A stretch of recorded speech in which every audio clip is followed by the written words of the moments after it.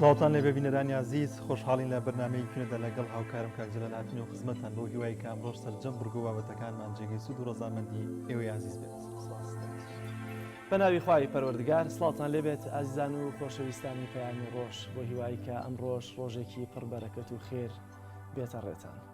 ئازیزان ئەو بڕگۆ بابەتانی کە ئەمڕۆ بۆمان ئامادە کردوون دیارە دوو تەوەری سەرەکیمان هەیە کە بابەتی یەکەمان قسەکردنە لەسەر ساڵیادی ڕێکخراوی خوشکانی ئیسلامی کوردستان بابزین ئەم ڕێکخراوە کە چەندین ساڵە بنیات نراوە و دوو ڕۆژ بەسەر ساڵیادیا تێپەڕیەوە بزین کار و چالاکیان چۆنە چه خزمەتێکیان بە ژنان و ئافرەتان کردووە لە کۆمەڵگەی کوردی خۆماندا. تەوەرێکی دیکەمان هەیە کە ئەویش پاراستنی شکۆی چاک و بەرپرسیارەتی دەسەڵات و حکوومەتە لە پاراستنی شکۆی تاکدا بە تایبەتی بینیمان لە چەند ڕۆژی ڕابردوودا کە مستەفا کازمی سەرۆکوەزیرانی عێراق چۆن پێشوازی لەو منداڵە دەکات کە لەلایەن چەند ئەندامێکی هێزەمنیەکانەوە سوکایەتی پێکراوە کەم حاڵەتانە پێشتر لە هەرێمی کوردستان ڕوویانداوە نمونە سەرتاشین و برۆتاشینی پێشمەرگە و شەختی هەڵدان لە مامۆستا و دەیان دۆسیە دیکە کە شکۆی تاک شکێنراوە بە بەرچاوی هەموو دنیاوە بە بەرچاوی کامێرەکانەوە و هەروەها بە بەرچاوی هێزانیەکانەوە زۆرجار بەڵام لایەنی دەسەڵات نقەیەکیشی لێوە نەهاتووە. بۆیە دەمانوێت بزانین ئایا لە کۆمەڵگەیەنیا تا چەندە شکۆی تاک دەپارێزرێت و وەرپرسیارەتی دەسەڵات و حکوومەت لەم ڕۆوە چۆنە کامە دوو تەوەری سەرەکیمان دەبێت لەگەڵ دیارە هەندێک زانیاری و ڕاپۆرتی تایبەت کە بۆمان ئامادە کردووە. بەڵازان دەستپێکی دەچین لای بڕگەی کەش و هاوزانین پلەکانی گەرمە ئەمڕۆ لە سەرجەم شار و شارۆچەکانی هەرێمی کوردستان چەندە تێکۆبینەری دەبین.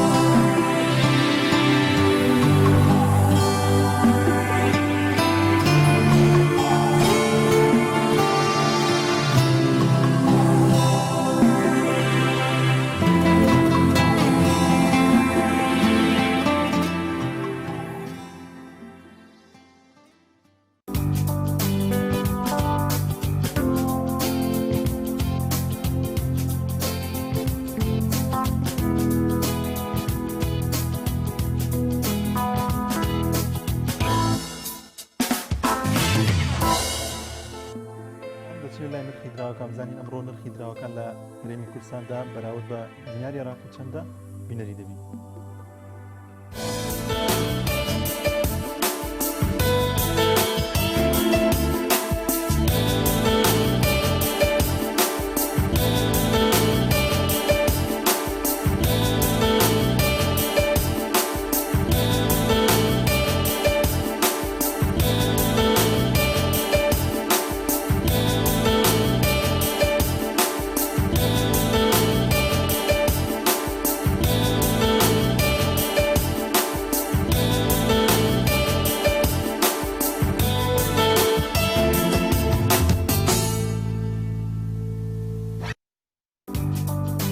عزیز دیارە وەک سەرەتا ئاماژەمان پێکرد ئەمڕۆ تەوەری سەرەکیمان قسەکردنە یەکێک لە تەوەرە سەرەکیەکان باسکردنە لە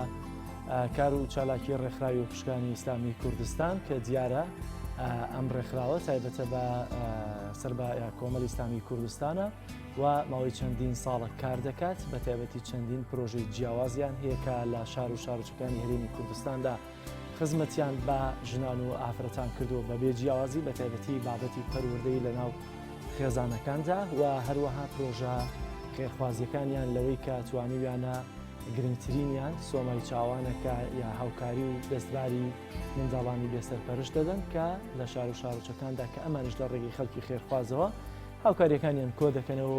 بەپی ئەو لیست و ئەو داتایانەی کە لای خۆیان هەیەە هاوکاری منداڵانی بێباوک و بێسەرپەرشت دەکەن بە تایبەتی لە بۆنۆ مەراسیمەکاندا لە هەندێک لە پرۆژەکی دیکەش کە هەیەە لە وەرزەکانی پشودا بە تایبەتی هەندێک خولات و دەوراتی تایبەت دەکەنەوە هەم بۆ ئافرەتانی تازە پێگەشت و هەروەها بۆ ئەو ژنانەی کە لە ماڵەوەن بۆی کە لە بابەتە پەروەردەیەەکە زیاتر وشیار بن بۆ پاراستنی خێزانەکان لە کۆمەڵگەی کوردیدا یەکێکی دیکە لەو پرۆژانەی کە هەیەە ئەوەیە کە ئەو خانمانەی کە لە ماڵەوەن و سەرچاوەیەکی داهاتیان یا کەسێکیانە کە بتوانێت داهاتی کەوتۆیان بۆ پیا بکات بۆیە دێن ئەمانە دەکەنە خاوەن پیشەی خۆیان چۆن بۆ نمونە ڕێکخراوی خوشکانی ئیسلامی دێت لە ڕێگەی خێرخوازانەوە هەندێک مەکینەی خەیاتی دەکرێت و دەورە بۆ نمونە خانم دەکاتەوە کە منداڵی بێسەرپەرشت بەخێو دەکەن خولات دەکەنەوە و ئەمانە فێری خەیاتی دەکەن دوجار مەکینەی خەیاتەکەش پێشکەش بە خۆیان دەکەن بۆی کە لە ماڵەوە بتوانن بەم شێوازە سەرچاوی داهات بۆ خۆیان پەیدا بکەن و پێویستیان بە خەڵکی دیکە نەبێت. لەگەڵ ئەمانشدا ئەمڕۆ ئەم ساڵ 28 ساڵ ئەم ڕێکخراوە کار دەکات بۆ بەرگەردنەوەی هەموو ئەو پیشانەی دژ بە ئافرەتان دەکرێت و ئەو کارە نامرۆڤیانەی کە دژ بە ئافرەتان دەکرێت هاوشانی ڕێکخراوەکانی دیکە ڕێکخراوێکی ئیسلامی و ڕێکخراوێکە هەڵقڵاوی ناو کۆمەڵی ئیسلامی ئەمانە لە چەندین ساڵە کار دەکەن بۆ ئەوی کە تەواوی مافەکانی ئافرەتان بەدی بێت لە هەرێمی کوردستانەوە ڕوبەڕووی هەموو ئەو تونوتیژی و هەموو ئەو کارە خراپانی بەرامبەر بە ئافرەتان بووەتەوە و بەردەوام لەو چالاکیانەی کە ئەنجامیاندا. گەورەترین چەکی دەستی ئەم ڕێکخراوە ئاینی پیرۆزی ئیسلام و شریعەتی ئیسلامە کە دەیانەوێت ڕێچکەی شریعەتی ئیسلام بگرنەبەر بۆ پاراستنی خێزان و وەرگرتنی مافی ئافرەتان لە کۆمەلگەی ئەمەدا ئەگەرچی ڕێکخراوی دیکە ئافرەتانیشن بەڵام ڕەنگە لە هەندێک لە مەبادیدا لەگەڵ ڕێکخراوەکانی دیکەدا یەک نەگرنەوە ئەگەرچی ڕێکخراوی زۆرن کە هاوشانی ئەمانە پابندی یا لەسەر ڕێچکەی شریعەتی ئیسلام دەیانەوێت کار بکەن بەڵام ئەم ڕێکخراوە لە ماوەی 28 ساڵی ڕابردوودا بەپێی شریعەتی ئاینی پیرۆزی ئیسلام و لەژێر ڕۆشنایی سیاسەتی کۆمەڵی ئیسلامی کوردستاندا کاریان کردووە. دیارە تاوکاتی کە میوانەکەمان لە هەولێرەوە ئامادە دەبێت کە سکرتێری ڕێکخراوی خوشکانی کۆمەڵی ئیسلامی کوردستانە دەچمە لای زانیاریەک لەسەرەوەی کە پڕمەترسیدارترین جەوڵاتی جیهان کە پڕمەترسیدارترین وڵاتانی جیهانن با پێکەوە بینی لەو زانیاریە بین. دە شارە پڕمەترسیەکەی ئەوروپا لە شاری دێمەوە دەست پێەکەین. دێم سەرجیڤۆ لە بۆسنە و هێرسیگۆڤی. سەرجیڤۆ کە پایتەختی بۆسنە و گەورەترین شاری ئەو وڵاتەیە. ئەم شارە ئێستاشی لەگەڵدا بێت. تاوانەکانی کوشتن و تەقەکردن و دزینی ئۆتۆمبیل و هەڵکوتانە سەرماڵان بەردەوامە. لە تاوانە بچووکەکانی ژوەک و بڕینی گیرفان و لێدان لە شوێنە قەرەباڵەخەکان و شوێنە گەشتیارەکان و دزینی مڵک و ماڵی خەڵک. نۆیەم شاری گلاسکۆ لە وڵاتی سکۆتلاندا. گلاسکۆ گەورەترین شاری سکۆتلەندایە بەهۆی بوونی ڕووباری کلایپ لە ناویدا بە شارێکی بەندەری ئەژمار دەکرێت. گلاسکۆ گیرۆدەی بازرگانی مادەهۆشبەرەکان و چەقۆکێشەکانە. بە پێوتەی دەستگای ئابووری و ئاشتی گلاسکۆ ترسناکترین شوێنی بەریتانیایە. هەشتەم شاری ڕۆتێردام لە هۆڵەندا. ڕۆتێردام شارێکی بەندەری و پیشەسازیە کە دەکەوێتە باکووری هۆڵەنداوە. ئەم شارە دەریچەی هاتنە ناوەی قاچاقچیەکانی مادەی هۆشبەرەکان بە تایبەتی مادەی هیرۆین بە ئەوروپایە. دەستگای OSEC لە ساڵی 2015 ڕایگەیاند ئەو گەشتیارانەی ڕوو لە ڕۆتێردام دەکەن عادەتەن ڕوبەڕووی بڕینی گیرفان و دزینی ئۆتۆمبیل و لاپتۆپ و شتە بە نرخەکانی خۆیان دەبنەوە. زۆرترین ناوچەی ئەم شارە بەهۆی هەژاری و بێکاریەوە ترسناکترین شوێنی شارەکەیە. حوتەم کاڤێنتری لە بەریتانیا. ژێرخانی ئابووری ئەم وڵاتە لەسەر بەرهەمهێنانی ئۆتۆمبیل وەستاوە، بەڵام کردارە نامرۆڤەکان و دزی لە ماڵان و قاچاقی مادە هۆشبەرەکان و دەستدرێژیکردن ڕۆژانە ڕوودەدەن. ناوچەکانی ڤێلینهاڤ و ڤۆڵسهێڵ و کێڵڤێڵدژ و گۆدنێت نائەمنترین شوێنەکانی ئەو شارن. شەشەم شاری لیل لە فەڕەنسا. لیل ناوەندی ناوچەینەوەردە لە فەڕەنسا کە بەهۆی زۆری ڕێژەی قوتابی و خوێندکاری زانکۆ ناوی دەرکردووە. زۆربوونی ڕێژەی بێکاری بووەتە هۆکاری نائەمنی زیاتر لە لیل. تاوانبارە گەنجەکان خەڵکی ناو میترۆکان عەزیەتە دەن و بە زۆر باجیان لێسەن و ئامارەکانی دەستدرێژی سێکسی ڕۆژانە زۆرترە بێت. پێنجەم شاری مارسیل لە فەڕەنسا. ئەم شارە لە باکووری فەڕەنسا کە نازناوی پایتەختی کەلتوری ئەوروپاشی وەرگرتووە شارێکی زۆر نائەمنە. جگە لە شەڕی نێوان خراپەکاران، ڕاگواستن و ڕەگەزپەرستی بێڕەحمانە و کوشتن و قاچاقی مادە هۆشبەرەکان و گەندەڵبوونی دامەزراوەی پۆلیس و تاوانە پلان بۆ داڕژراوەکان لەم شارە جوانی فەڕەنسا بوونیان هەیە. تاوانە بچووکەکانی ژواگ لێدان و بڕین و دزینی شتومەکی ناو ئۆتۆمبیل و جانتا دزینیش بوونیان هەیە. چوارەم شاری ناپۆلی لە ئیتالیا. ناپۆلی شارێکی 1 ملیۆن نەفەریە لە باکووری ئیتالیا. ژێرخانی ئابووری ئەم وڵاتە پەیوەستە بە گەشتیاران و بازرگانی و کشت و کاڵەوە. ڕێژەی بێکاری لەم شارە زۆرە، هەر بۆیە و بێکاریەش وای کردووە تاوان و تاوانباری زۆر بن. دزی لە ماڵەکان، بڕینی گیرفانی خەڵک و دزی ئۆتۆمبیل و قاچاقی مادە هۆشبەرەکان لە تاوانەکانی ڕۆژانن لە ناپۆلی. باندە مافیەکانی کامۆرا و هەڵمەتەکانی باجگیری لە خەڵک و تاوانەکانی دزی بەڕێوە دەبن. سێەم شاری تورین لە ئیتالیا. تورین شارێکە لە باشووری ئیتالیا. لەم شارە 1 ملیۆن کەسیەت چەندین گروپی دژە دەوڵەتی بوونیان هەیە کە ناوە دەست ئەکەن بە ئاژاوەنانەوە، دژی بەرپرسان، دزیکردنی یاسای و هەڵکوتانە سەر ماڵان بە چەکەوە و تاڵانکردنیان و تێکدانی مڵک و ماڵی گشتی ئەو تاوانانن ڕۆژانە لە تورین ڕوودەدەن. ئەنجومەنی پاراستنی دەرەوەی سنوورەکانی ویلایەتە یەکگرتووەکانی ئەمریکا نائارەمیەکانی تورین بە مەترسی بۆ سەرگیانی گەشتیاران و تەنانەت خەڵکی بە گشتی ناو دەبات. شاری باری لە ئیتالیا. باری شارێک لە نزیکی دەریاوە.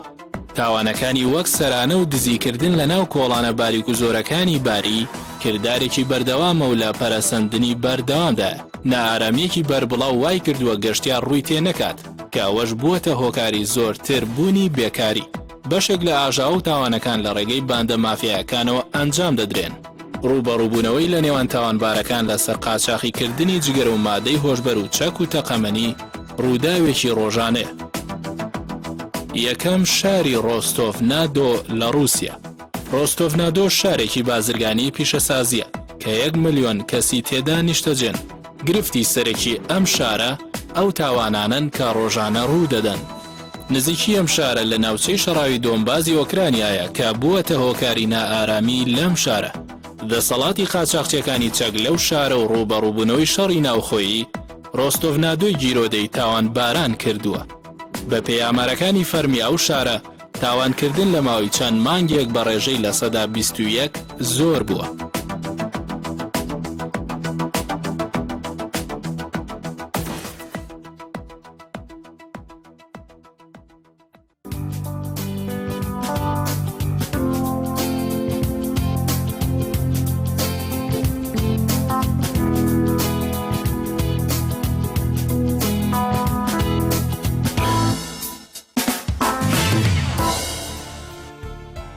بەڵازان و دووبارە ئێوارەی دوێنێ وەزارەتی ناوخۆ قەدەغی هاتوچۆ لە بینی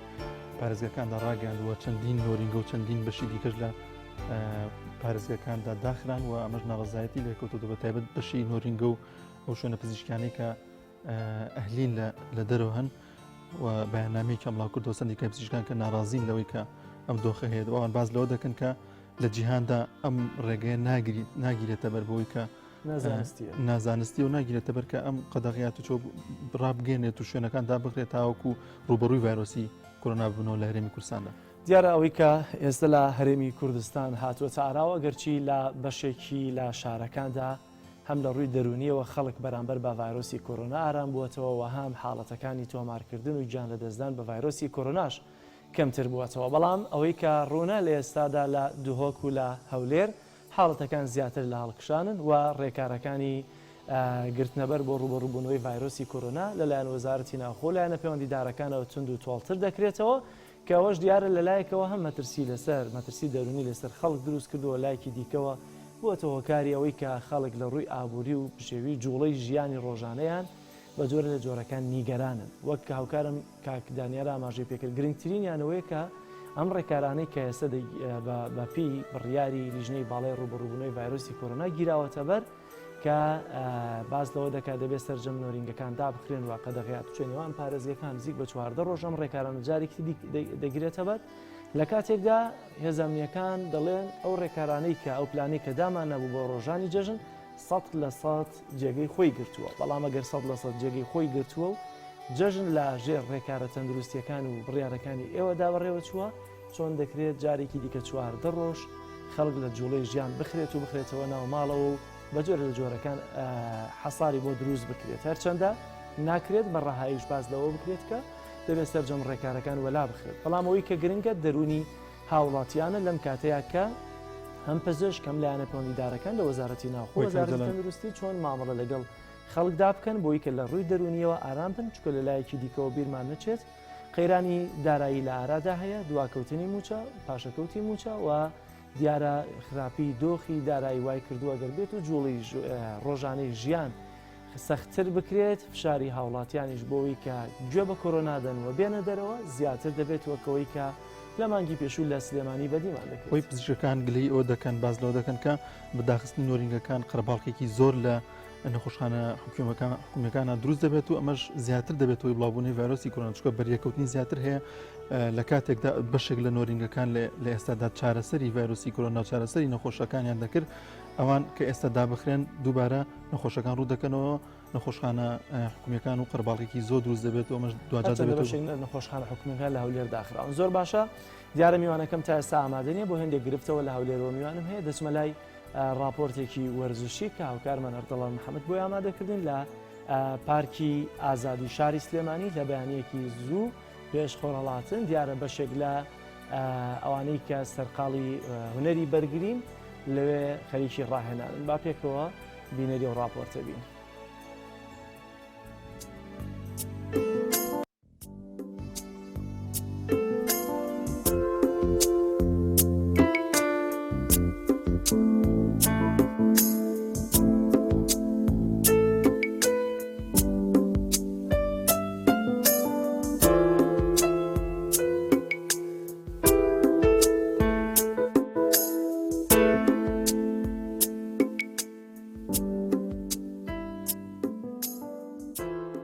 ئێمە بەردەوام لێرە ڕاهێنانەکەین و تەمرینەکەین ڕۆژانی جمعانیش ئەچوین بۆ شاخ ئەم تەمرینانە ئێمە هەموو تەمەنێکی تایە هەمانە عمری 72 ساڵە هەمانە 50 40 بە گوێرەی تەمەنەکان ئەمانە هەمویان ئیشوکاریشانەیە بەڵام وەخت لە ئیشوکارەکانیان ناگرێت زیاتر ئیتیمان بە حرەکەی سەر جادە ئەین ئێمە حرەکەی شەڕی سەر جادە ئێمە هونەرەکەمان هونەری بەرگریە ناچین شەڕ بە خەڵک بفرۆشین بەڵام ئەگەر یەکێک شەڕمان پێفرۆشێ مەجبوریە ئێمە دیفاعەکەین هونەری بەرگرین.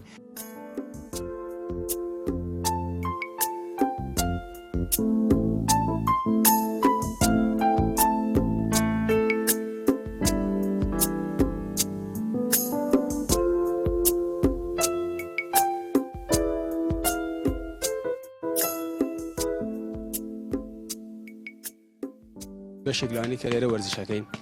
پێشتر لە پێی ماگای هونەری بەرگری لە لای خوا لە خۆش مامەسا کرمانج و بەڕێز مامەسا دەر یاریمان کردووە پاشتیش بۆی هۆکارێکە وازمان هێناوە یان دوورکەوتێتە لە وەرزشی هۆڵەکان ئێستا ئەم شوێنەمان هەڵبژاردووە ئەو وەرزشەی کە لەوێ ئەیکەین لێرە خۆمان ئەنجامی ئەین.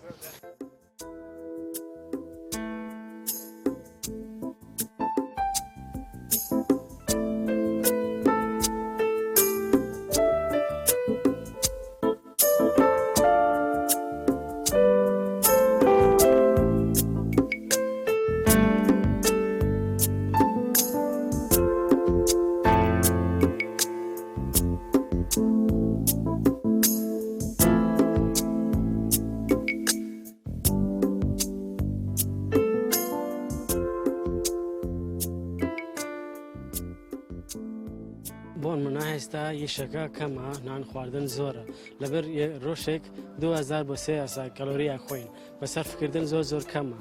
نسێکی 200 300 400 500 تا 500 کەلۆریەکە ئەسووتێنن لەم ریاضەکان زیاتر حتای 1000 کەلۆریەکان ئەسووتێنن ئەم ریاضەکان زۆر فایدا هەیە لەش سووکە هێتر مەسولکەکان باشە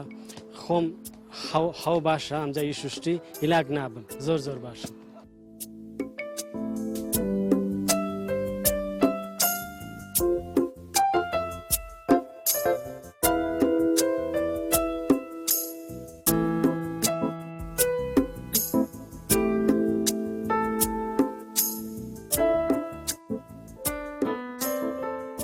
ماوەی 10 ساڵە لەم پارکەم زیاتر لە 5 ساڵام گروپەمان دامەزرانەوە بە ناوی گروپی شاڵینی ئازادی. گروپەکەمان وەکووە بینێن نزیکەی بیدایەت کە دامان مەزران 5 ساڵەمەوە پێش لەگەڵ کاک جەمالە دامان مەزرانوە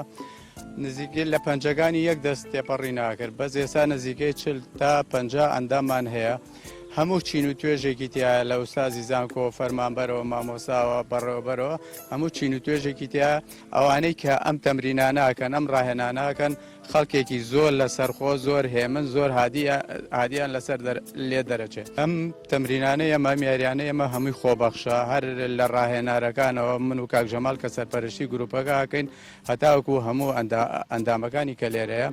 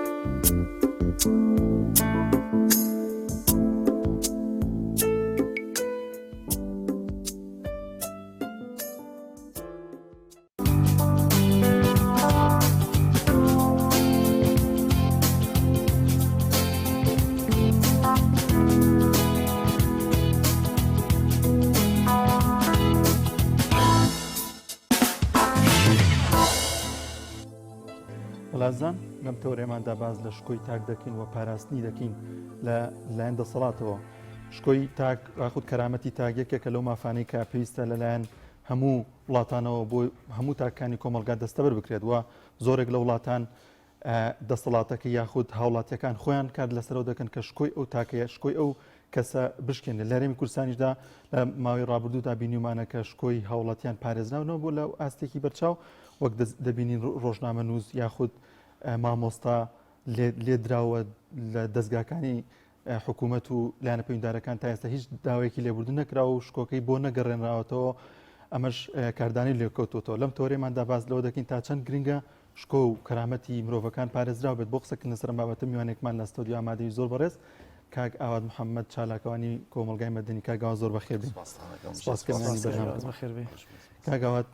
شکۆی تاک بریتە لە چی و کێ پێویستە ئەو شکۆیە بپارێزێت؟ یەکێک لەو بنەما گرنگانە یەکسکە لە نەتەوەی کردوەکان تەنانە دۆکو بەها وەکو فعالیۆ تەماشایەکرێ پێش ئەوەی کە باس لە مافی مرۆڤ و بنەماکانی مافی مرۆڤ کرێ باز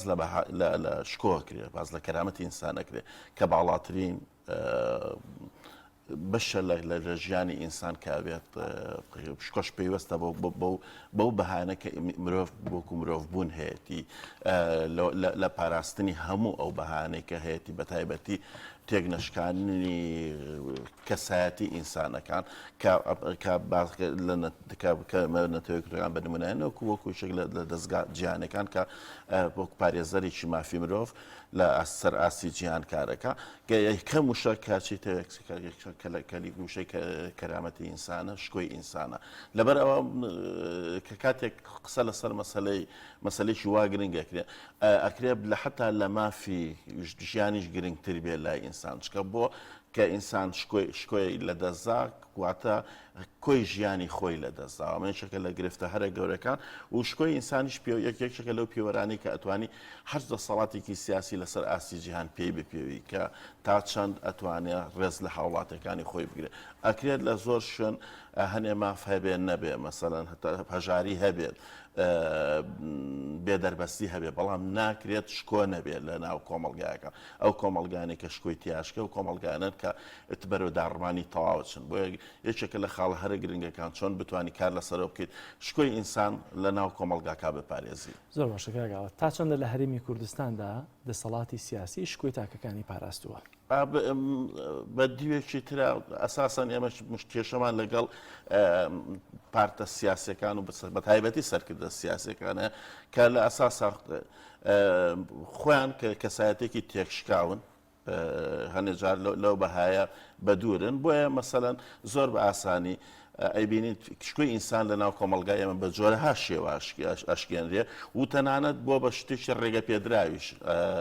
شکاندنی شکۆی ئینسان شکۆی ئینسان تەنها لەوە نیە لە سەرجادەیەک شەقێک لە مامۆسایەکە لە ڕۆژنامە نووسە گەیرێتە بەر لێدان شکۆی ئینسان زۆر جار لە زۆر خاڵی ترایە ئەوەی کە تۆ بۆ نمونە لە هەرێمی کوردستانی چێ لە گرفتەکان نەتابەتی لە قەیراناوە هەموو چوار هاوڵاتێک فەرمانبەرێکی بەرەکەوێ بەڵام کابینیت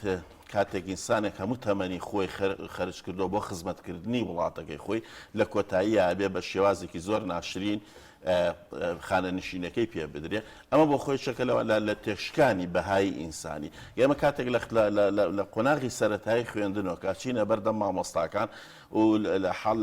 لەو کاتێککە یەکەم هەنگاوی تونوتیژی یەکەم هەنگاوی سەرکوتگەری بەرەو ڕوومانەوێ لێرە شکۆی ئینسان ئەوێتە شتێکی بێبەها بۆیە گەڕانەوەی ئەم شکۆیە یەکەم جار پێویستی بۆ ئێمە ئەو سەرکردە تێکشکاوانەی کە بە درێژایی مێژوو لەلایەن بۆیە سەرەکە بەسەر لە لای ئێمە مەسەلەی خیانەتکردن مەسەلەی پشلێکردن ئاسانتر پەنابرنە بەر دوژمن لای ئێمە کارێکی تقریبن بۆ بەڕۆتین چەند ساڵێ جارێگەی بینینەوە ئەمە وای کردووە کە تۆ لە ئاسی سەرەوە شکۆکەت لاواز بوو گرنگی بە هاوڵاتیش نایە هەوڵێیت ئەو تێکشکانەی خۆت جاریشکە لە ناو ئاستی کۆمەلگا بەرجەستەی کەیتەوە کەمەش بە خۆشەکە لە مەترسیارە گەورەکان چکە شکۆ لە شووە دەست پێکە لەو کاتێککە دەسەڵاتی خاوەنی تێڕوانین و فەلسەفە و بیرروڕایشی جیاوازترە بۆ بەڕێوەبردننی وڵات لە کاتێکە ئەو لە شکۆ نوقسانی هەبێ بۆیە دایم سەیری سەرکردەکان ئێمەکە زۆرتر حەزیان لە پێ هەڵدانە زۆرتر حەزەکان زۆرترین نازناوی هەبێ زۆرترین پیرۆزی بۆ خۆی دروستکە ئەمە تەنها و تەنها بۆ ئەوەیە بۆ پڕکردنەوەی ئەو نەقسێ لە کەسایەتە کە لە ئەساسەوە شکۆی شکێنراوە بەهایشی ئەو تۆی بۆ خوێنێشتەوە حتا وەکوش ناتوانانی وەکو شۆڕژەرێکی باشیش تەماشایکەی بۆیە لێرەوە سەرەکەی هاوڵاتی ئەبێتە یەکێک لەو حاڵتە پراوێزانی کە ڕۆژانە ئەیبینی شکۆی ئینسانەشکێنێ لە ناو خوێندنگاکانە لە تەنانەت لە سەر شەقامەکانە مەسەلەن زۆر جارە بینین لە خەڵگەیرێ لە سەر زین چۆن ئەم بەراوردی کە ڕەنگە هەر ئەوەی کە هۆکار بوو بێم ڕۆیمە تەوەرێکمان دیاری کرد بێ ئەوەی کە دوێنێ لە بەغدا مستەفا کازمی بەرامبەر بۆ منداڵە کردی کە هێزەمنیەکان بە جۆرە لە جۆرەکان سوکایەتیان پێ کرد و تەسویریان بڵاو کردەوە بۆیە دەمەوێت بەراوردێک لە نێوان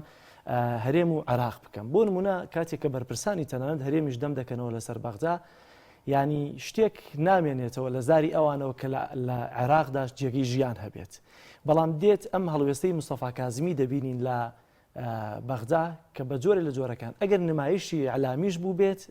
گرنگەوەیە دڵی منداڵێکی داوەتەوە خۆ دەزانین دەیان کەسی تر دەیان خەڵکی تر شکۆیان شکێنراوە ئایا دەکرێت ئەمەی مستەفا کازمیش بە نادیدە بگرین بەڵام بین دووبەیەکەی هەولێر سیر بکەین و لەو لاشۆ شکۆی تاکمان لە هەرێم پارێزراو نەبێت وتەنانە دەگەر نمایشیش بێت ئەو حاڵەتە گرنگەوە تۆ هاوڵاتێکت هەیە ئازاریراوە تۆ لە بیرتە ئەنی کازمی و حاڵەتە نمایشانەی لەوانەیە لە مدەی کە سەرۆکی ئەنجومەنی وەزیرانە بەشێکی زۆری هەبوو بێ یەکێک لەوانە لەوەیترین دوێنە مناڵێکی یەزیدیە خاتە سەر کورسەکەی خۆی دایە نیشتێنێ ئەمە بۆ خۆی ئەگەر نمایشیش بێ جۆرێکە لەوەی کە پیشانیات هاوڵاتی عێراقی پێویستی بە ڕێز لێگرتن هەیە ئەمە بەداخەوە هەچی سەرکردەی لای ئێمە هەیە لەم حاڵتە بێ بەشە کە ناتوانێت ئەو نمایششکە ئیشی سیاسی زۆر جارەوەیە نمایشکە ئەوە شۆرێک ئەوەی کە پێڵێن پروپاگەندە بۆ خۆیکە بەڵام ئەمەش ناکە بۆ ئەو هەستەکات جۆرێ لە پیرۆزی هەیە لەسەر و ئەوەیە بێ کەسێکی ئاسایی لە بێنێت چاوپێکەوتنی لەگەڵاکە بەڵام سێرەکەی ئەم حاڵتە لە ناو عێراقێکی تێکشکاوە عێراقێکە کە سیرێکی هەستەکەی عێراقێکە هیچی بەسەر هیچەوە نییە و تەنانەت ئەو ململانە تایفی و ئاینەی کە لە ناو عێراقا لای ئێمە هەبووە لەوانەیە دۆخەکە لای ئێمە زۆر خراپتر بووە بەڵام بەو هەموو شەق و شڕێش هێشتا بینی دەسەڵاتی سیاسی دامەزراوەی حکومی هەیبەتی خۆی هەیە کارێکە و تەنانەت ئەو دەسەڵاتە ئەتوانێت دەست بەرێ بۆ هەنێ شت کە لای ئێمە نارین دەسی وەبەرین بۆ نمونە لەسەر کارلابردنی بەرپرسی ئەو هێزە ئەمنی کە لەو حاڵتا بوو بە دادگای گەیاندنی و کەسانی کە ئەو کاریان ئەنجام بداوە کە لەوانەیە لە ڕێ ڤیددیۆیە کۆمە بڵاو بوو بێتەوە بەڵام ئێمە لەسەر جادەکانە بینین پۆلی خەڵکی مەدەنی شەق لە خەڵگەڵەیە بە عشکرا تەقە لە خەڵگە کرێ و دەمانچە بەدەستەکەش دیارە لەسەر جادەکە ینی هیچ کارڕێ شوێنێک ناگیرێتە بەر خەڵکی ئەم جۆرە لە نمایشیش بێ بە شێوازێ لە شێوازەکان هەستەکەن کەسێکەیە توانێت بەرگریان لێ بکە و کەرامەتی ئینسانیش زۆر لەوە گەورەترێتەوە مەسەلەن بتانی بە لێبوردنێک چارەسەری بکەیت ینی تەنانەت بە دادگای گەیاندن و قەرەبووکردنەوەی ئەو کوڕەگەنجش ناتوانێت بەهای بۆ بگەڕێنەوە کە پێشتر هەی بۆ ئەم حاڵەتە لە سەردەمی پێشکازمیا من چەندین ڤیدۆم بینیوە لەوە خراپتر کە مەسەن سوکایەتیان بە ئینسانێک کردووە لەبەرەوەی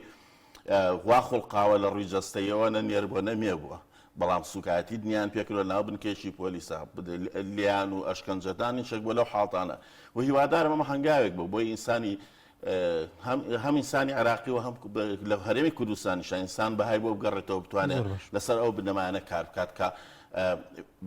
هاوڵاتی بوون پێوەرێکی گەورەیە بۆ ئەوەی کە بتوانین پێگەی خۆی لە ناو کۆمەلگا دیاریکەین. کاگەواد لە هەرێمی کوردستاندا هۆکار چییە؟ عقلێتی کەسایەتیەکان کەسایەتە سیاسیەکان یاخود ئەوەی کە لە دار و دەستی بۆ نەسەرۆکی حکوومەتە هەیە کە شکوی هاوڵاتیەک دەشکێنێت نایە داوای لێبوردن بکە لە هەموو هاوڵاتی یاخود لەو هاوڵاتی کە هەیە پەیوەندی بە عقلەتی خۆیانەوە هەیە یاخود ئەو ڕاوێژکار و یان ئەوانەی کە لە دەور و پشتی خۆیان هەن بەشێکی گەڕێتەوە بۆ عقلەتێکە و کاری لەسەرەکە پێمتی ئەو تەنێجار خۆی لەوە بە پیرۆسترە زانێت کە لەگەڵ هاوڵاتێکە خۆی بەراوردکە و بەشێک شەگەڕێتەوە بۆ ئەوەی کە پێڵێن ڕاوێژکار کەم تا ئێستا هیچ هەنگاوێکم نبینێت لە ڕێگا ڕایشکارانە توانیاتی حکوومەت یەشێک لە بەرنامەکانی خۆی پێدا بڕێژێ دوورکەوتنەوەی کە لە دروستکردنی مەودایەکی دوورکەوتنەوەی لە ناو خەڵک و هاوڵاتیە ئەگەر وا بکە ئەو سەرۆک وەزیرانی یاخود ئەو کەسایەتە سیاسی خۆشەویستترە بێت لە ناو خەڵکە ئەوە بە بەدڵنیە بەڵام ئەو پێی وایە ئەگەر ئەوەش نەبێ هەر خۆشەویستە لەبەرەوەی حالەیەکی بە دەوری خۆی دروست کردووە پێی وایان پیرۆزە ناکرێت دەستکاری بکرێت و تەنانە دێمە لە کاتی ڕوبەڕووی کۆرۆنا بینیمان چەندین سەرۆک وەزیرانی دنیا لەبەرەوەی بەر هاوڵاتیەکەەوە چۆن هاوڵاتەوە تووشی نەخۆشەکە بوو ئەوانەی ئێمە لە بە ئۆنلاینیشتر دەمامیچانە بەس کەمە بۆ خۆی شەکە لە نوکتە هەرە سیرەکان چکە تۆ ئۆنلاینی لە ژوورێکا بە تاقی تەنیای کەسدلانێ دەمامکرد بۆ چییە ینی حتا ئێستا مەسافەی ئێمە مەسافەیەکی تەواو خۆپارێزیە لەوانە پێویستمان بە زۆر شت نەبێ بۆ قسەکردن لەگەڵ یەکتریا ئەم جۆرە لە هەڵسوکەوت هەبەس ئەوە دەرەخاکەم کە ئەم کەسایە بەڕاستی بێ خۆی لە کۆمەلگا دابڕێ خۆی زۆر لە گەورەتر بزانێت لە کۆمەلگا کامە یەکێکە لە هۆکارەکانیەوەی کە کاتێک کە ئینسان لە شکوان نەقسی هەبوو بەنابەرەوە حاڵتا با جۆرێک لە هین بۆ لە هالە بۆ خۆی دروستکات کە لە هەسکالە لە خەڵک ئەوەترە ئەژینا لە هەرێمی کوردستانە پێم وایە ئەگەر حتا لە ڕووی بیرکردنەوە بێت لە ڕووی عقلەوە بێت لە ڕووی معریفەوە بێت خەڵکانێکی زۆر هەن زۆر لەوان باشتر بیرەکەنەوە زۆر لەوان عاقڵترن و تەنان لەگەر کۆمەلگایان بیتە بەردە زۆر لەوان باشتر بەڕێوە بێت بۆ نمونە ئێمە لە حکومڕانی عێراق بوو لە ماوەی چەند ساڵی ڕابردووە پەنابرایە بەر سیاسەت تەقلیدیەکان ئەوەی کە حیزبە سیاسە بە تایبەتی حیزبە شیعەکان هەڵیان ئەبژار لە کاتێکا لە عێراق چەندهات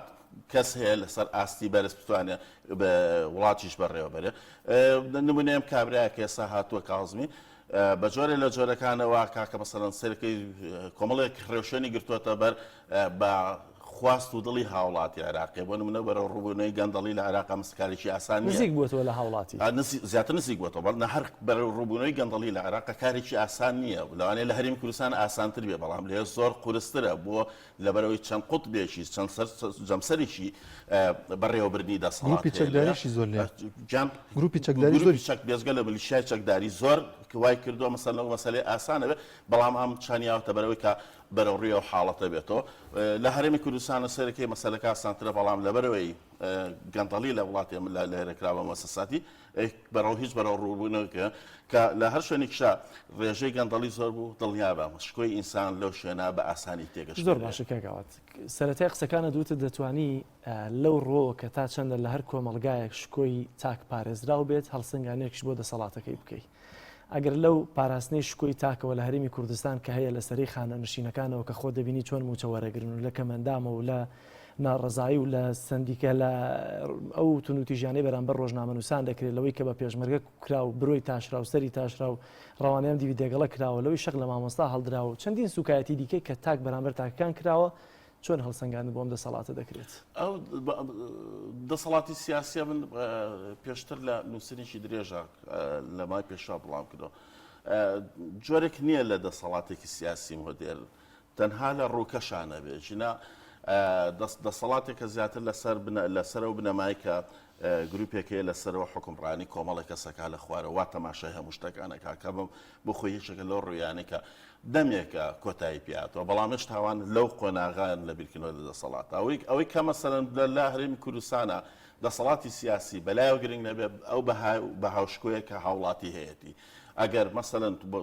من پێم تێسا لە هەموو چوار هاوڵاتیە فەرمانبەرێکی بەرەکەوێ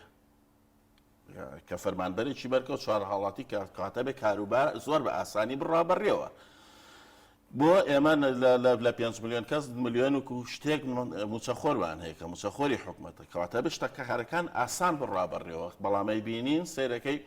خەڵک لە سەرەی موچە ئەمرێ لە بەرەوەی مامۆستا کۆنتترۆلی پۆلێکی بۆ ناکرێت 40 قێدکاریتیا تونوتیژی بەکارهێنێ کەرامەتی مناڵەکە ئەشکێنێ و بەلاشەوە گرنگ نییە جاریشکە داوای لێبوردن لەو مناڵەکە کە لە دۆخێکی دیاریکرا وای لێکرۆم حاڵتە بکە شتەکان ئەوە نێ تەنها تۆ لە سەرەوە لە دەسەڵاتی سیاسی بینی ئەبێت لە وردەکاریەکانی ژێژۆ لە ناو خێزانی شەوە تەماشا بکەی سەرەکەی لە کۆی هەموو شتەکانە کەرامەتی ئینسان ئاخیشتە لە هەرێمی کوردستانە بیر لێکرەوە بۆیە ناتوانانی بڵێمە دەسەڵاتێکی سیاسی تەندروستمان هەیە کە توانای بەڕێوەبردننی کۆمەڵگای هەبێ و لە هەمان کاتشام دەسەڵاتە وای لێ هاتووە زۆر بێباکانە تەعامل لەگەڵ هاوڵاتیەکە ئەوە تا جەژن تێپەڕی هاوڵاتی هەیە نەیتوانیوە خواردنێکی بە سادە لە ماڵەکەی خۆیان ئامادە بکە کەمە لە هیچ شوێنێکی دنیا ناتوانانی ئەم جۆرە لە دەسەڵات دۆزیتەوە و تەنانەت ناتوانانی من ئەوەنەی کتێبە فیکرەکانم خوێنێتەوە کە باس لە دەسەڵاتی سیاسی و بە ڕێوەبردنە و نازانچێکە لە هیچ جێکێکا لەوانە پێناسەیەم جۆرە دەسەڵاتم نەدۆزیێتەوە بۆیە ناتوانین بڵێ بەم شێواز و بەم عقلێتەوە بەم مەنتاڵیتە ئێستا کە دەسەڵاتی سیاسی هەرێمی کوردستان بەڕێوە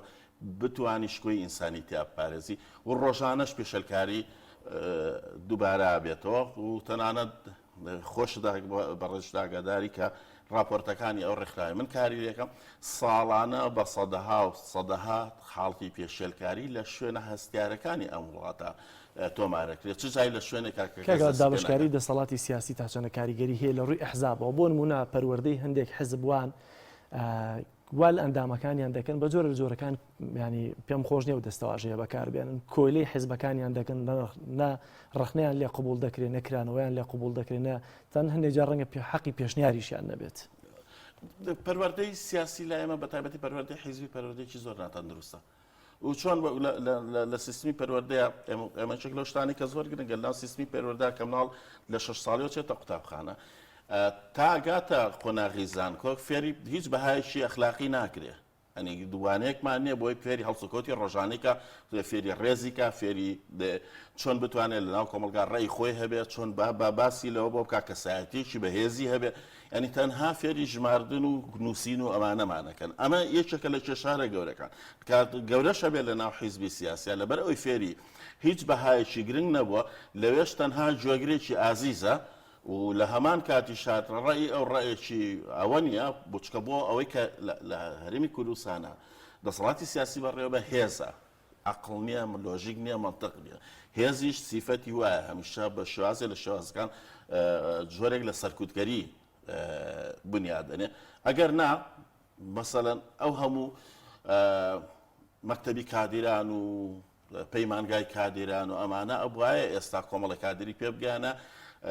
بەپی ئەو منهەجانێکی خوێنن لانی کەم ڕویاکی مەدەنیان هەبووە بۆ تێگەشتن لە کۆمەلگا بەڵام سەرەکەی زۆربەی زۆری و کەسانەی لە ناو حیزبە سیاسەکان تەنها فێریۆکران چۆن لەسەرەوە چی وترا لە خوارەوە جێبەجێ بکرێت کەمە بۆ خۆیچەکە لە هەرە هەڵە کوشندەکان لەبەرەوەی پێکاتەی حیزبی سیاسی حتا پێکاتی ئیداری تازاوێ ئەوەی لە ژێرەوە چی ئەڵێ بێ لەسەرەوە بەجێبەجێکرێت ڕێک معادلەکە پیاوچەشەکە پێچەوانەیە لای ئێمە تەنها بۆ کاوکێشە تەقلیدە کارەکەینەوە کە بێ لەسەرەوە چی هات لە خوارەوە جێبەجێکرێت ئەمە واکان و خوبەیەک دەستەبژێرێکی کەم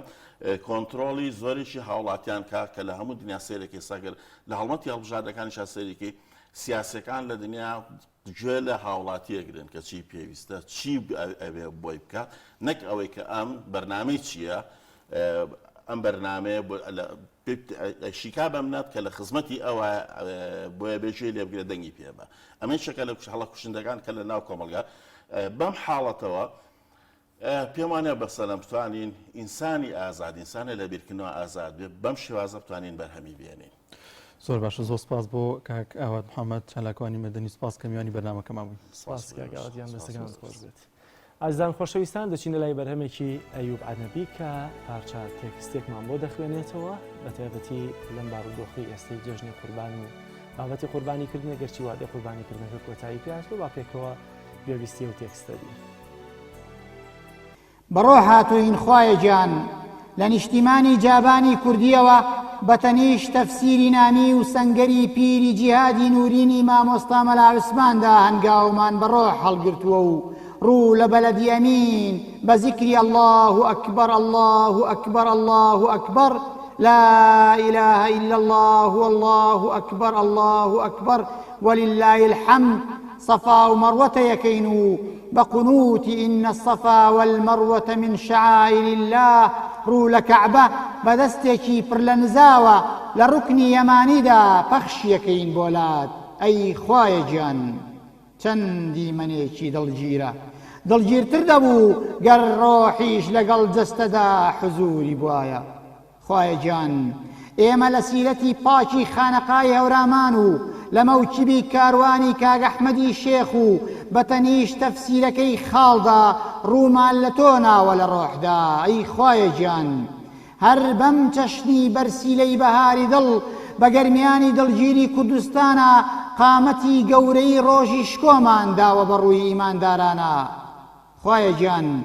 یەک یەک لە شاری سوڵتان مزەفەرەددین و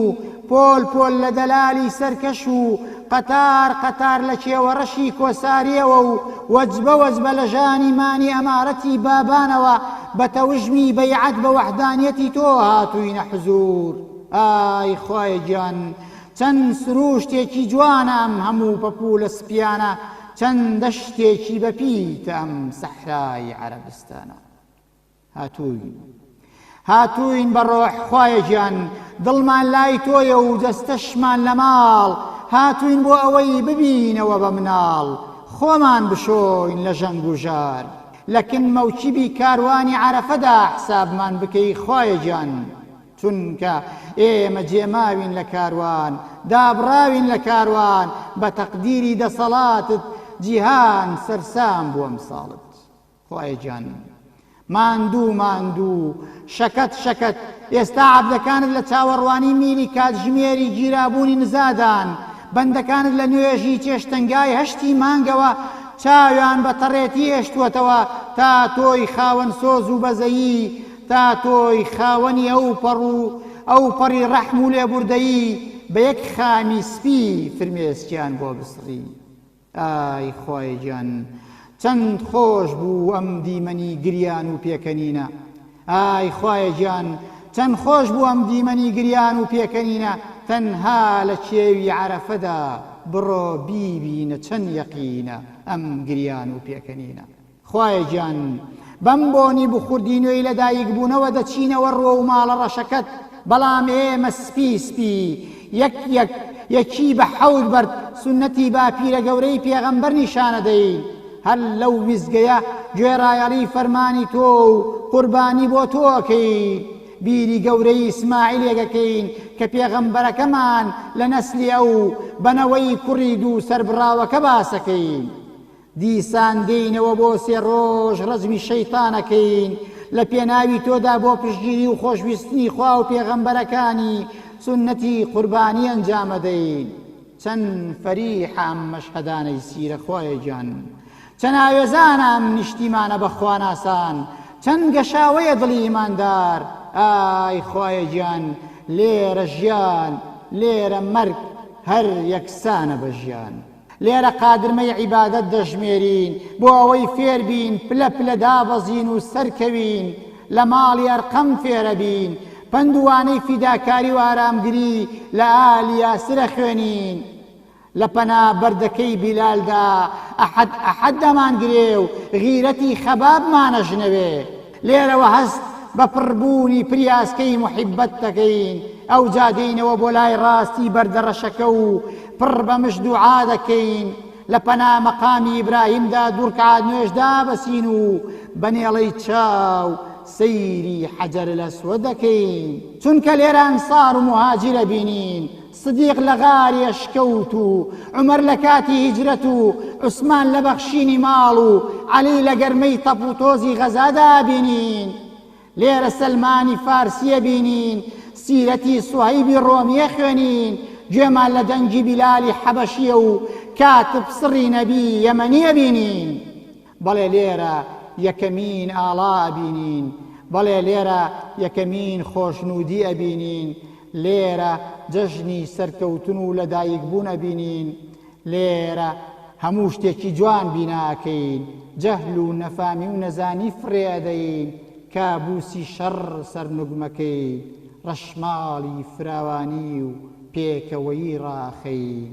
ئای خۆی گیان چەند مەملەکەتێکی جوانە ئێرە ئای خۆی گیان چەند مەملەکەتێکی جوانە ئێرە چەند بەلەدول ئامینێکی ئامینە ئێرە چەند بەلەدول ئامینێکی ئامینە ئێرە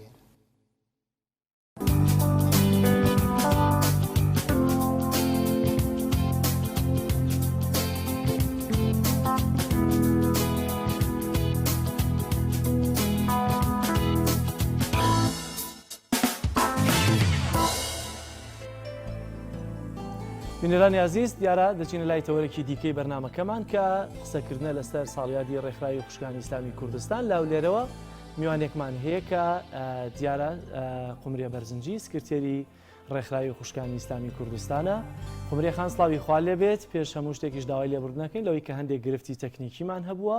و چاوپێکوتن لەگەڵ جەنابەت دواکەوت زۆر سپاس بۆ ئامادەبوونت وە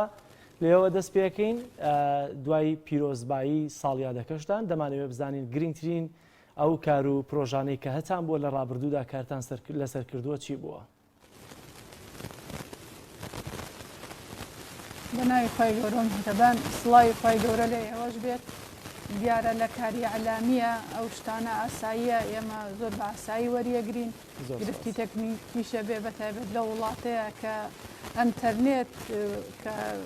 هۆکارێکی سەرەکیە بۆ گواستنەوەی کار و چالاکیەکان بەتایبەت لە هەولێرەوە بۆ سلێمانی زۆر ئاساییە بەلامانەوە دەستان خۆش بێ سوپاستان دەکەین بۆ ئەو میوانداریەش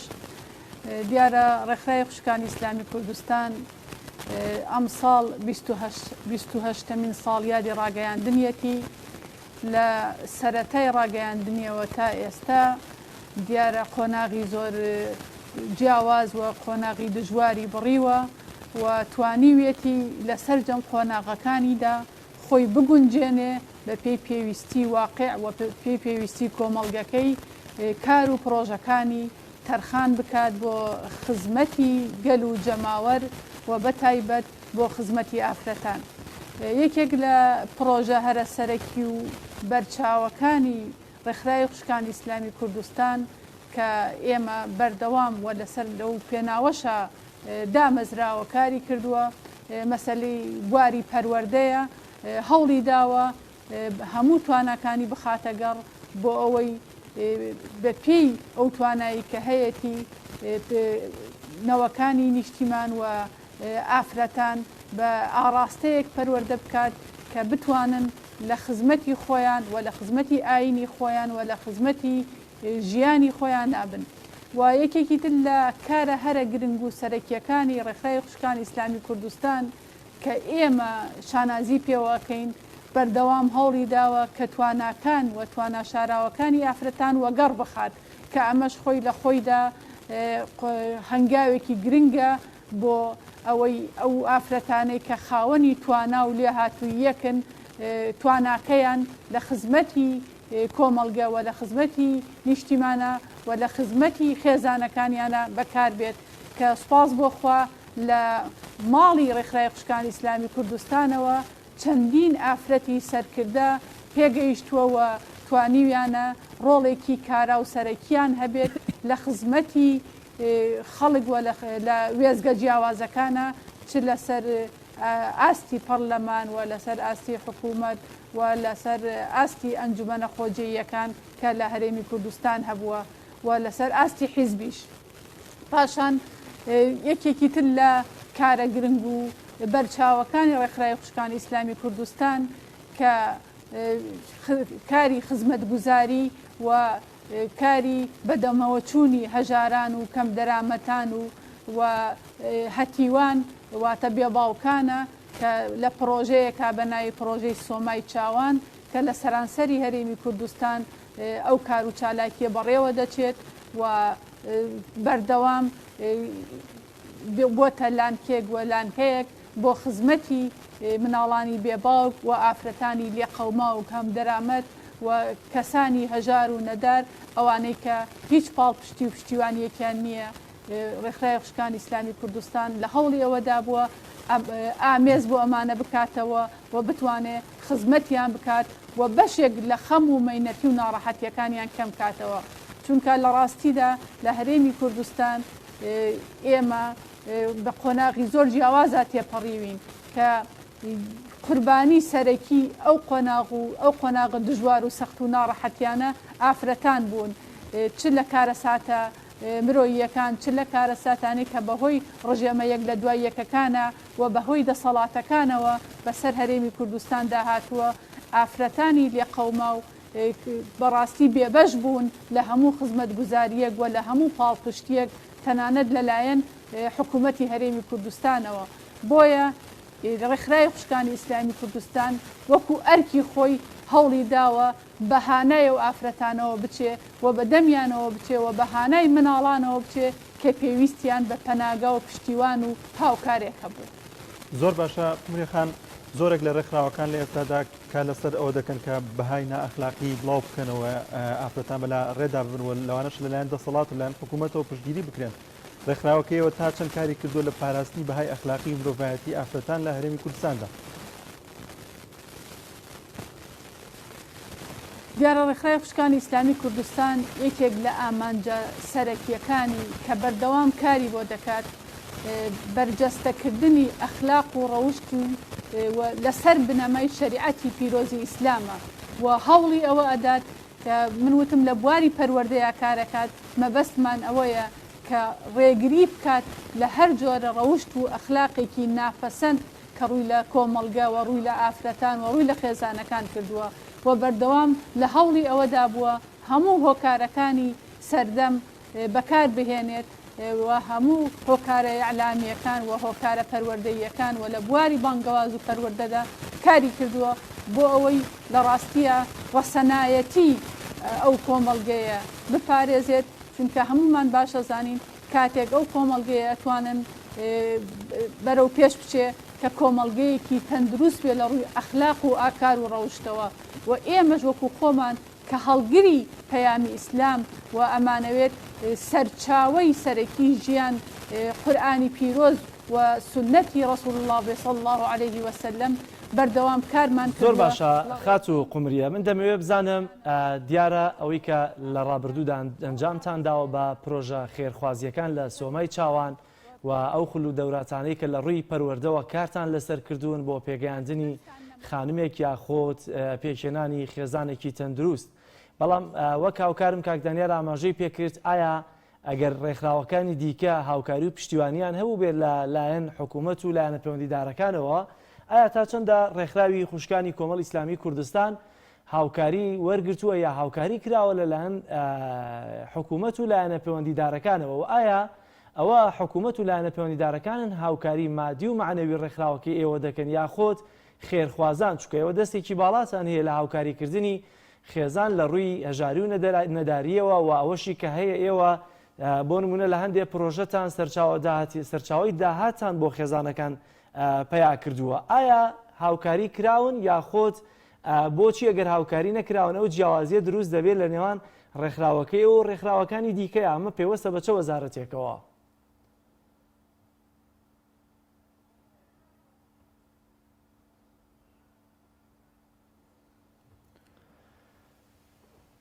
دیارە قومریەخان دەنگی ئەمەی بەباشی ناگاتەلا تا ئەو کێشەی تەکنیکە چاکە بێ زۆر جار خۆی ڕێکخراوەکان لە هەرێمی کوردستاندا کاک جەلال بە ئاشکرا دیارەکە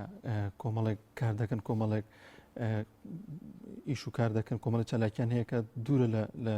کۆمەڵگای کوردەواری بۆ منە ڕێکخراو هەیە دەوری ڕقسەکاتەوە بۆ ئافرەتان ئەمە زۆر کاریگەرێکی خراپی نائەخلاقی هەیە لەسەر کۆمەلگا و لەسەر تاک بە تاکی کۆمەلگا و لەسەر ئافرەتان لەسەر خێزان بەڵام ڕێکخراوێکی کە هەڵقوڵاوی ئاینی پیرۆزی ئیسلام بێت و ئەو بەها ئەخلاقی و بەها جوانانەی کە بڵاو کاتەوە کە ئاینی پیرۆزی ئیسلام هەیەی دوجار ئەمە کاریگەری دەبێت لەسەر خێزانێکی پەروەردە و خێزانێکی چاک لە کۆمەلگادا دوجار کۆمەلگایەکی سەقامگیر و کۆمەلگایەکی باش بەرهەم دێنرێت لە وڵاتاندا هاوردەکردنی هەندێک کەلتوری بیانی لە ڕێگەی ڕێکخراوەکانی کۆمەڵی مەدەنیەوە لە ڕابردووشدا و لە ئێستاشدا ناڕزایی خەڵکی لەسرە بەگشتی چونکە دیارە ئەو جۆرە کەلتورە دوورە لە کەلتوری کوردەواری و هەروها لەگەڵ بنەمەکانی ئاینی پیرۆزی ئیسلامی یەک ناگرێتەوە بەڵام ئەوەی کە ڕێکخراوی خوشکانی ئیسلامی کردویانە لە ڕابردوو لە ئێستاشدا و بەپێی پرۆژە و پلانەکانیان هەیە لە خەمێکی قوڵی تاکووە بەتایبەتی ژنان و ئافرەتان وەکو تاک بوون و هەروەها بنیادنانی خێزانێکی تەندروست و خێزانێک کە لە پاش چەند ساڵێک لە ژیان ساڵێک دو ساڵ بە جۆرە لە جۆرەکان هەڵەوەشێتەوە دەچمەوە لای میوانەکەم لە هەولێر قومری خان پرسیاری ئەوەم کرد ئایا ڕێکخراوەکەی ئێوە کە بەما ڕاستەیە کاری کردووە هیچ هاوکاریەکی لەلایەن حکوومەت و لایەنە پەیوەندیدارەکانەوە وەرگرتووە یاخود نا ئەگەر نا بۆچی جیاوازی لە نێوان ڕێکخراوی ئێوە ڕێکخراوەکانی دیکە دەکرێت چکە ڕێکخراوی دیکە هەیە لە حکوومەت هاوکاری وەردەگرێت ئەوەی ڕاستی بێ ڕێکخراوی ئێمە تا ئێستا هیچ ئابوونەوە هاوکاریەکی لەلایەن حکوومەت یاریمە کوردستانەوە وەرنەگرتۆ پێی نەدراوە و ڕێکخراوەکەمان لەسەر ئابوونەی ئەندامان و هاوکاری خێرخوازان بەڕێوە دەچێت و لە ڕاستیە وابزانم ئەوەی من یادم بێت یەک جار ئەنجومەنی باڵای کاروباری خانمان پرۆژەی ئەعلان کردبوو ئێمەش بەشداریمان کرد بە پرۆژەیەک هاوکاریەکی کەممان وەرگرت بۆ ئەنجامدانی ئەو پرۆژەیە غەیری ئەوە تا ئێستا هاوکاریمان وەرنەگرتووە چونکە لەگەڵەوەی کە ئێمە ڕێکخراوێکی بەڕاستی ڕەسمین و تۆمارکراوین بەڵام جیاوازیەکی زۆر لە هەرێمی کوردستان لە زۆر شتا هەیە نەک تەنها لە بەواری کاری ڕێکخراوەیی بەڵکو لە زۆر بوارە لە هەرێمی کوردستان هەموو شتێک قۆرەخ کراوە تەنانەت کاری خێرخوازی و تەنانەت کاری کۆمەک بە هەژاران و نەداران و کاری ڕێکخراوەیش ئەوە جێگەی داخە لە ڕاستیە زۆر باشە قومری خان لە ئێستادا ئێوە لە نێوان ئافرەتان لە نێوان خوشکاندان کێشە و گرفتی ئافرەتان لە ئێستادا لە چه ئاستێکدایەوە ئایا قەیرانی ئابووری تا چەند بۆتە هۆی زیاتربوونی کێشەی ئافرەتان لە هەرێمی کوردستاندا بەڵێ لە ڕاستیە ئەگەر سەیرێکی ئامارەکانی دادگاکان و سیرێکی ئەو ڕووداوانە بکەیت کە لەم ساڵانەی دواییە لە هەڕێمی کوردستان ڕوو ئەدەن ئەو ڕاستیە سەلمێنرێ کە قەیرانە یەک لە دوای یەکەکانی هەرێمی کوردستان چ بە قەیرانی ئابووری و قەیرانی سیاسیەوە کاریگەریەکی زۆر نەرێنی کردووە لەسەر ڕەوشی تاک لە هەرێمی کوردستان کە لەم نێوەندەشە ئافرەتان لە ڕاستیە زۆرترین پشکیان بەرکەوتەوە زۆرترین نەهامەتی ڕوبەڕووی ئافرەتان بووەتەوە چونکە قەیرانی دارایی بەتایبەت ڕاستەوخۆ کاریگەری هەبووە لەسەر تاگ و لەسەر خێزان و لەسەر کۆمەڵگا و ئافرەتان لە ڕاستیە دەبنە قوربانی سەرەکی چونکە کاتێکە ئاستی بژێوی لە ئاستێکی زۆر نزما بوو ئەوەی کە زۆر گرفتارە بێت ئافرەتە چونکە منداڵ بەخێو دەکات منداڵ پەروەردە دەکات ماڵ بەڕێوە دەبات سیرەکەین بەهۆی قەیرانی داراییەوە ئاسی توندوتیژیەکان بەتایبەت توندوتیژی لە هەموو ڕووەکانەوە ڕوو لە هەڵکشانە و ئەمە وای کردووە کە ڕەوشێکی زۆر نالەبار ڕووی لە کۆمەڵگەوە بەتایبەت ڕووی لە ئافرەتان کردووە و ساڵ بە ساڵیش ئەمە ڕوو لە زیادبوونە و ئێمە وەکو ڕێکخراوی خوشکانی ئیسلامی کوردستان هەرچەند هەوڵمانداوە هەوڵی ئەوەمانداوە کە لە ڕاستیە بتوانین هاوکار و پشتیوانی ئافرەتان بین کە تا ڕادەیەک بتوانن ئاستی بژێوی خۆیان بە بەرهەمی دەستی خۆیان بەرەو باشتر ببن بەڵام ئەو وەزعەوە ئەو بارودۆخێکی زۆر قرس و گرانە لە ئاستی خەمخۆری حکوومەت و دەسەڵاتایە نەک ینی بەڕێکخراوێک ئەوە بەڕاستی چارەسەر ناکرێت زۆر باشە لە سەرەتای دروستبوونی کۆمەڵی ئیسلامیەوە تا ئێستا چەند کۆمەڵی ئیسلامی هاوکارتان بۆ لە کار و پرۆژەکانتانە؟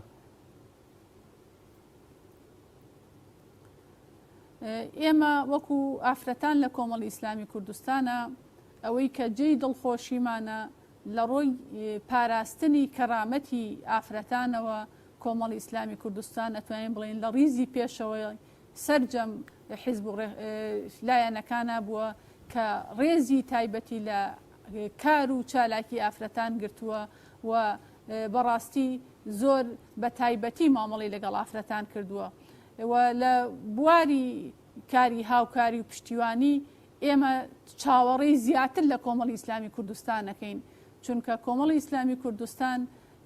درێژە بە پەیام و بەرنامەی ئیسلامەدا و لە ئیسلامدا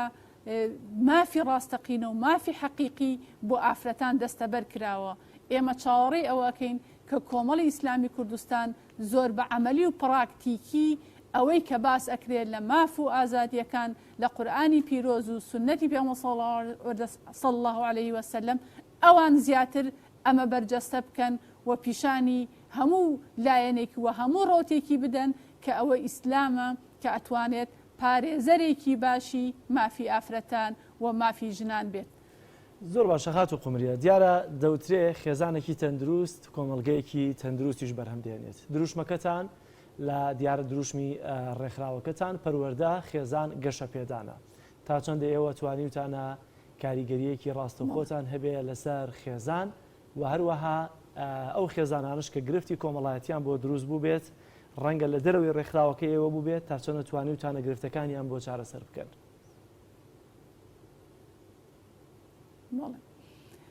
دیارە ئێمە هەوڵمانداوە ئەوەی کە